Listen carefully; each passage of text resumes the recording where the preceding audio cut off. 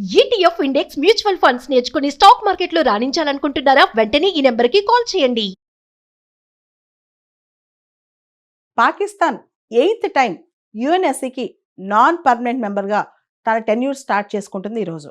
ఐక్యరాజ్య సమితి భద్రతా మండలి మనందరూ తెలుసు, యుఎన్ఎస్సి అనేది యుఎన్లో మోస్ట్ పవర్ఫుల్ బాడీ. శాంతిని కాపాడటానికి ప్రపంచంలో పీస్ కోసం పనిచేసే బాడీ ఇది అనమాట. యుఎన్ఎస్సిలో 5 పర్మనెంట్ సభ్యులు ఉంటారు, 10 మంది నాన్ పర్మనెంట్ సభ్యులు ఉంటారు. నాన్ పర్మనెంట్ సభ్యత్వం, అశాశ్వత సభ్యత్వం అనేది 2 years ఉంటుంది అనమాట. 8th time Pakistan non permanent మెంబర్గా ఎలెక్ట్ అయ్యి టెన్యూర్ ఇప్పుడు స్టార్ట్ అవుతుందన్నమాట. పాకిస్తాన్ జూన్లో ఎన్నికలు జరిగాయి. పాకిస్తాన్తో పాటు ఇతర దేశాలు డెన్మార్క్, గ్రీస్, పనామా, సోమాలియా ఈ 5 దేశాలు కూడా ఎలెక్ట్ అయ్యాయి నాన్ పర్మనెంట్ కంట్రీస్గా. పాకిస్తాన్కి అయితే 193 కంట్రీస్ జనరల్ అసెంబ్లీ సాధారణ సభలో ఉన్న 193 దేశాల్లో 182 దేశాలు ఫేవర్గా ఓటేశాయి. అంటే ఇది చాలా పెద్ద విజయం అని చెప్పొచ్చు అనమాట. ఇంతకుముందు మనం గమనిస్తే కనుక ఆల్రెడీ లాస్ట్ ఇయర్ ఎలక్ట్ అయిన దేశాలు కొన్ని ఉన్నాయి. Algeria, Guinea, South Korea, Sierra Leone మరియు స్లోవేనియా ఈ దేశాలు ఉన్నాయన్నమాట. మొత్తం ఈ కొత్తగా ఎలక్ట్ అయిన 5 దేశాలు, లాస్ట్ ఇయర్ ఉన్న 5 దేశాలు, మొత్తం కలిపి 10 అశాశ్వత సభ్య దేశాలు ఉంటాయి యుఎన్ఎస్సిలో. మనందరికీ తెలుసు యుఎన్ఎస్సిలో 5 శాశ్వత సభ్య దేశాలు ఉంటారనమాట. America, Russia, France, Britain, China. ఈ 5 పర్మనెంట్ కంట్రీస్ సంబంధించి వీళ్ళకి వీటో పవర్స్ ఉంటాయి. నాన్ పర్మనెంట్ మెంబర్స్కి వీటో పవర్స్ ఉండవు అనమాట.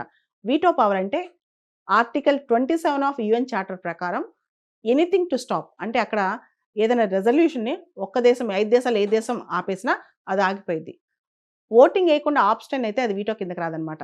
ఏదైతే నాన్ పర్మనెంట్ కంట్రీస్ ఉంటాయో ఆ నాన్ పర్మనెంట్ కంట్రీస్కి వీటో పవర్స్ లేవు. ఓన్లీ పర్మనెంట్ కంట్రీస్కే వీటో పవర్స్ ఉన్నాయి. యుఎన్ఎస్సిలో ఏవైతే పర్మనెంట్ దేశాలు ఉన్నాయో వాటికి మాత్రం వీటో పవర్స్.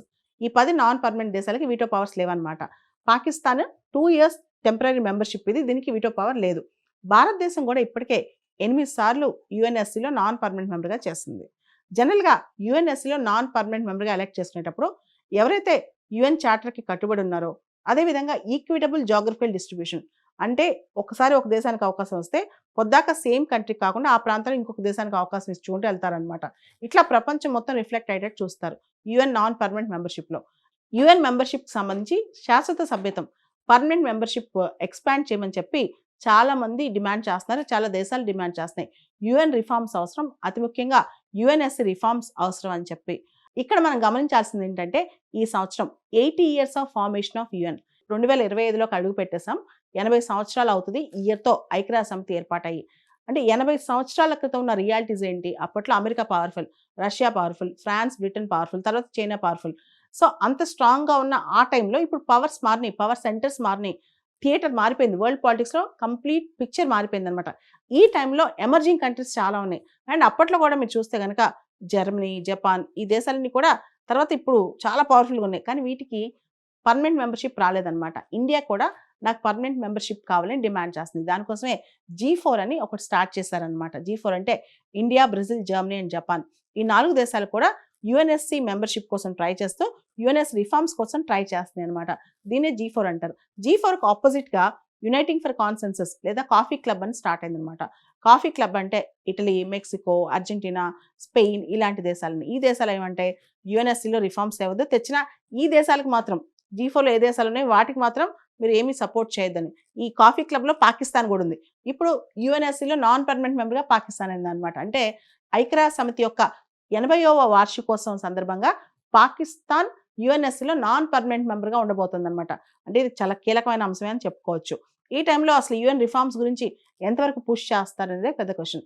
ఇండియా కూడా యుఎన్ఎస్సిలో పర్మనెంట్ మెంబర్ అవ్వాలని చెప్పి ఇప్పుడు ప్రయత్నాలు చేస్తుంది. ముఖ్యంగా India largest democracy, largest populous country, అతిపెద్ద ప్రజాస్వామ్యం, చాలా ఎక్కువ జనాభా ఉన్న ప్రజాస్వామ్యం, అండ్ పర్చేసింగ్ పవర్ ప్యారిటీలో మనం నెంబర్ 3 ఉన్నాం. ఇండియన్ ఎకానమీ ఇప్పుడు 5th లార్జెస్ట్ ఎకానమీ ప్రపంచ ఆర్థిక వ్యవస్థలో. మనం మొదటి నుంచి కూడా యుఎన్ కన్వెన్షన్స్ చాలా వరకు సైన్ చేసాం.